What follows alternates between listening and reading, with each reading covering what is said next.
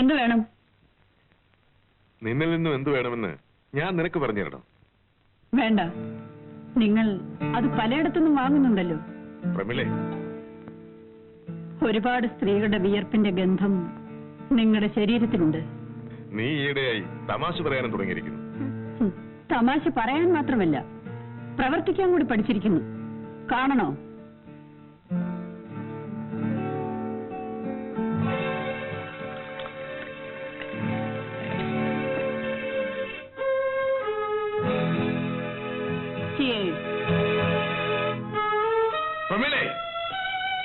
വെറുതെ ശബ്ദം ഉണ്ടാക്കാതെ. ഓ, ഞാൻ പറഞ്ഞു വന്നത് മുഴുവനാക്കിയില്ലല്ലോ.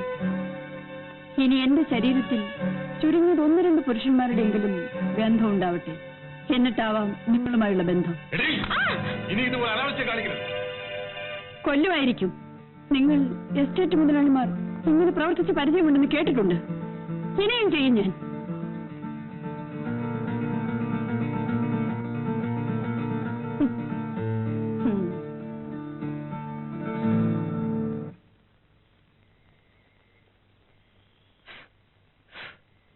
പിന്നെ ദിവാമരോട് ഇതിനെ കെട്ടാൻ? എന്നെ ആരും കെട്ടണ്ട. നശിക്കാൻ പോന്നോക്ക് നല്ലത് പറഞ്ഞാൽ മനസ്സിലാകുന്നത് എങ്ങനാ? ഞാൻ ഇനി എത്ര കാലത്തേക്കാ? എന്നെ വിചാരിച്ച് അമ്മച്ചി ദുഃഖിക്കണ്ട. പിന്നെ കാരണവന്മാര് സമ്പാദിച്ചു കൂട്ടിയിരിക്കല്ലോ, പിന്നെന്തിനു ദുഃഖിക്കണം?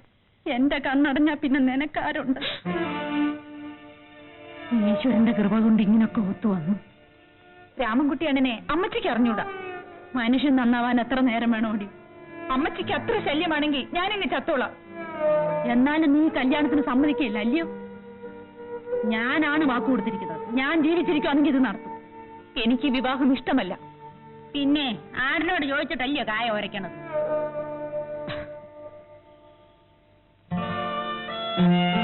ഗോപിയേട്ടാ,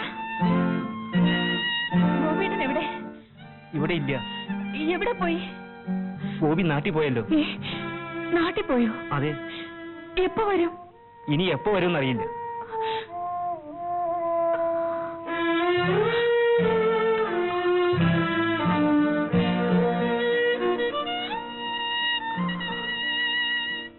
ശാലിനി, നമ്മളെല്ലാം പാവങ്ങളാണ്.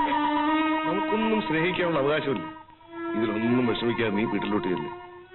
ഓ ശാലിനി.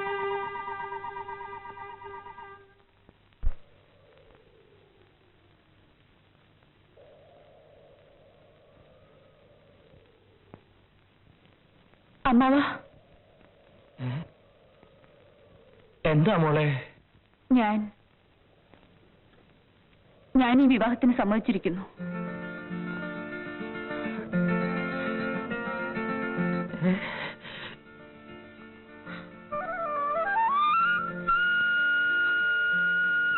രാമൻകുട്ടി മോശക്കാരനാണെന്ന് കരുതി നീ കരയണ്ട. അവനൊരുപാട് മാറിക്കഴിഞ്ഞു. 10-20 വർഷങ്ങൾക്ക് ശേഷം ഞാൻ ഹൃദയം തുറന്ന് ചിരിക്കുന്നത് ഇപ്പോഴാണ്. മോള് ഒന്നുകൊണ്ടും ദുഃഖിക്കരുത്. നിന്നെ എന്റെ മരുമകളായിട്ടല്ല ഞാൻ കാണുന്നു, എന്റെ വീട്ടിന്റെ ഐശ്വര്യമായി. അതേ മോളെ, നീ വന്നിട്ട് വേണം എന്റെ വീട് സന്തോഷം എന്തെന്നറിയാൻ. നിന്റെ അച്ഛനും അമ്മയും രക്ഷകർത്താവും ഒക്കെ ഞാനായിരിക്കും.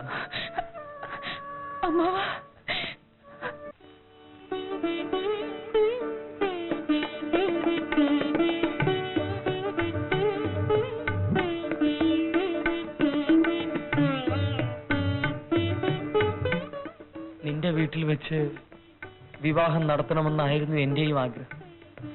എന്ത് ചെയ്യാൻ, അതിന് സാധിച്ചില്ല. നമ്മള് പാവങ്ങളായി.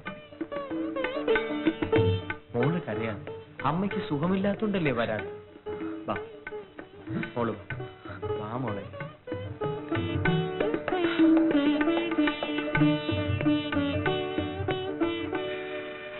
എന്റെ മോൻ ജോലിയെല്ലാം ഉപേക്ഷിച്ച് ഇങ്ങോട്ട് ഓടിപ്പോരേണ്ടി വന്നുവല്ലേ.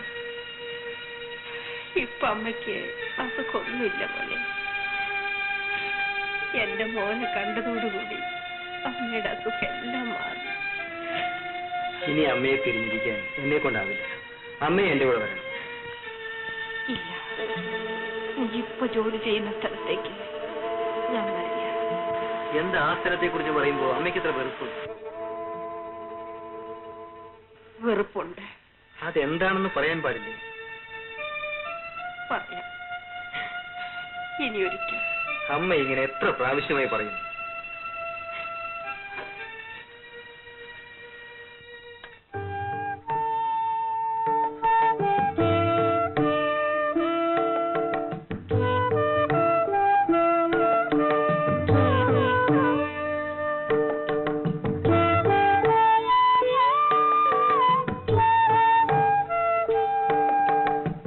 രാമൻകുട്ടി വന്നില്ലേ മോളെ? ഇല്ല.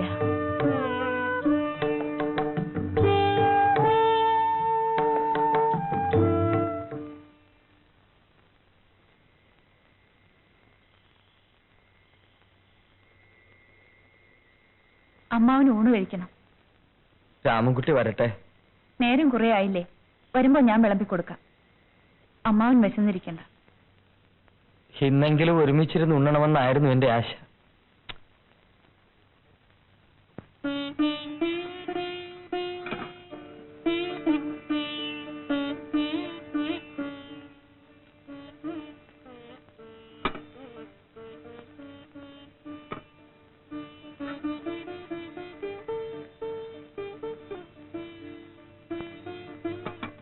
ഇന്നെനിക്ക് വയറ് നിറച്ചുണ്ണണം.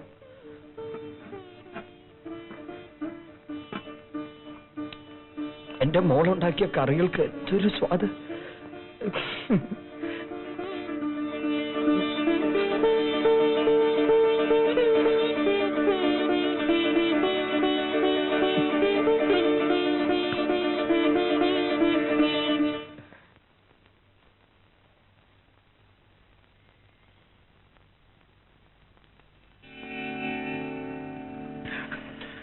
രാമൻകുട്ടിയില്ലേ സീരവിളെ? ഇല്ല.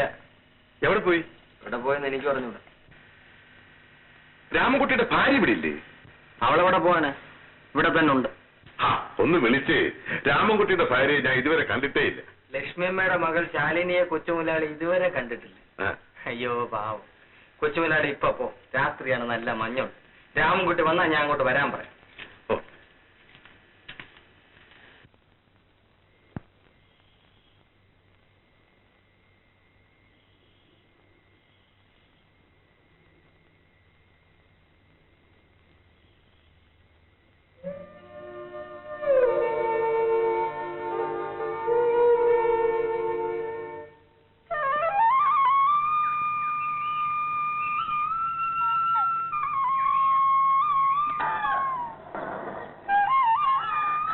എവിടെ പോയിരുന്നടാ?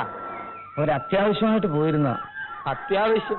ഒരു പാവപ്പെട്ട പെണ്ണിനെ കെട്ടിക്കൊണ്ടൊന്ന് വിട്ടിട്ട് അത്യാവശ്യം പറഞ്ഞ് നടന്നോ? ഇതെല്ലാം കാണാൻ ഞാനൊരുത്തനുണ്ടല്ലോ. കൊച്ചുമുതലാളി പറഞ്ഞയച്ചാ.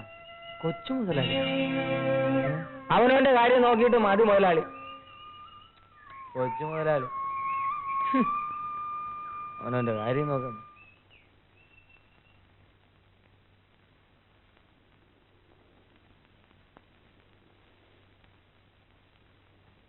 കുറെ പണത്തിന്റെ കാര്യത്തിന് വേണ്ടി കൊച്ചുമുതലാളി പറഞ്ഞയച്ചാ. എനിക്കറിയാം നിനക്ക് വിഷമമുണ്ടെന്ന്.